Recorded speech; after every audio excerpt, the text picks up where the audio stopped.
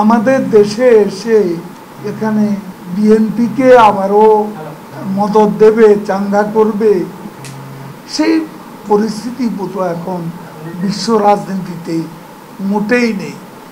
এবং যারা এ দাপটটা দেখাবে তাদের দাপট দেখানোর ক্ষমতাটা মধ্যপ্রাচ্যেই সংকুচিত হয়ে। দেখুন, আপনারা সাংবাদিকরা প্রথমত নিজের দেশ সম্পর্কে ধারণাটা একটু উঁচু রাখবেন। কোথাকার এক দেশের তাদের প্রেসিডেন্টের কথা ইসরায়েল শুনে না।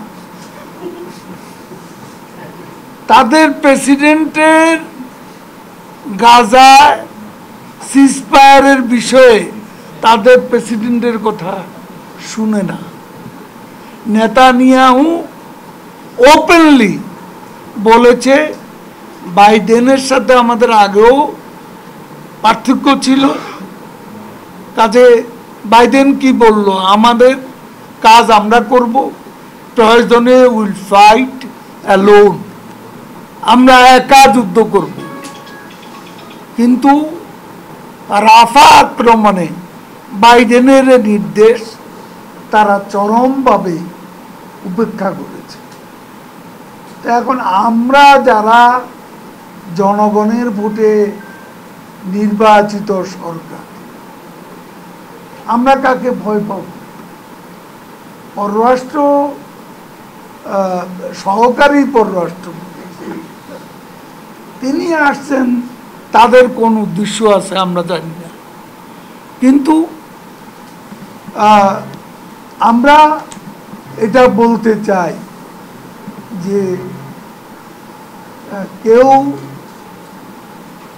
আমাদের দেশে এসে এখানে বিএনপিকে আবারও মদত দেবে, চাঙ্গা করবে, সেই পরিস্থিতি বোধ এখন বিশ্ব রাজনীতিতে মোটেই নেই। এবং যারা এ দাপটটা দেখাবে তাদের দাপট দেখানোর ক্ষমতাটা মধ্যপ্রাচ্যেই সংকুচিত হয়ে এখানে বিস্তৃত হবে এমন মনে করার কোনো কারণ। সেটা যখন